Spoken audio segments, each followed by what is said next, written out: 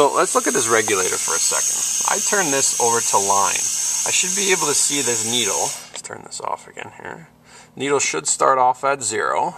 Okay, you can see the increments here in millimeters of mercury. Goes from 0 all the way to 200 in this area that's called full vacuum. If I turn this to line, needle spikes all the way up to full vacuum. It's the amount of negative pressure that can be generated from the duplex pump up in the system all the way down to the distal tip of your suction tubing. Okay. Now, you will do that at times when you're actually suctioning oropharyngeal secretions or anything that's not important to regulate the temperature or the pressure, sorry. But most oftentimes with us, we're going to want to regulate our pressures because we're putting catheters into very sensitive tissue such as tracheal tissue. So what you're going to need to do is actually set this to regulate. Okay? Now you can see the needle jumped up, but it didn't jump up all the way to full vacuum. That's because now I get to, as a user, I get to dial in the amount of negative pressure that's going to be experienced at the tip of this tubing.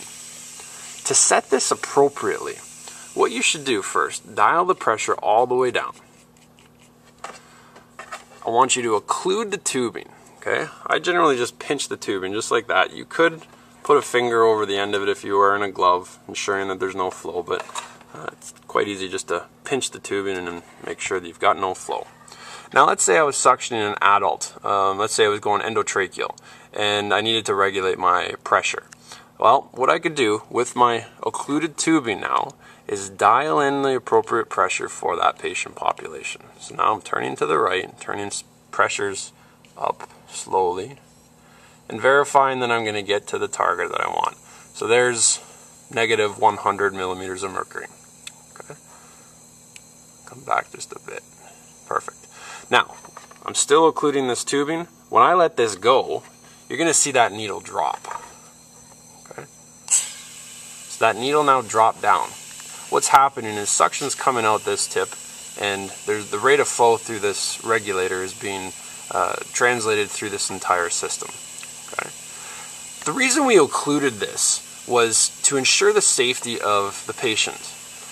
The maximum pressure that is now set, if this tubing ever becomes occluded, is whatever you set while the tubing was occluded.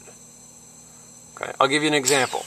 If this tubing, if you go down with a catheter, let's say you're using a 14 French catheter going down a number 8 endotracheal tube, and you start suctioning the patient, and that suction catheter comes up against the side of the tracheal wall. Very sensitive tissue, could cause bleeding, could cause damage.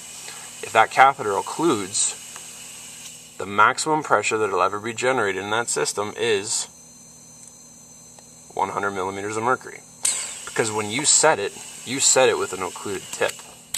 Now let's say I didn't set it with an occluded tip. Let's say I want to keep this open and just dial in my pressure.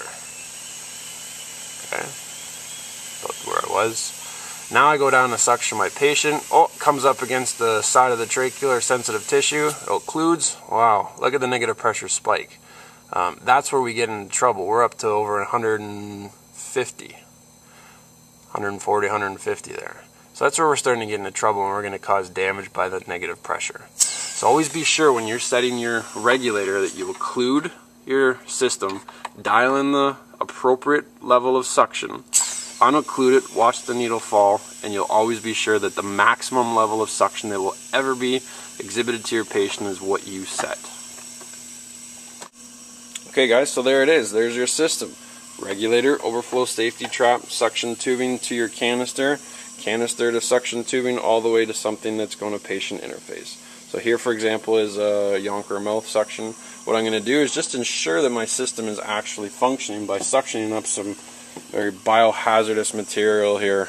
Okay, so let's see if we actually get. What should happen is the red liquid should only come into this suction canister and stop there. It should never breach into the overflow safety trap and into the actual line suction. So I'm going to put this tip in, start my suction,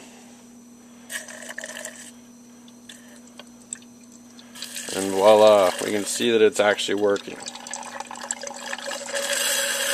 You can see on my regulator, my pressure is never going above my maximum pressure that I've set. So I'm ensuring my patient's safety.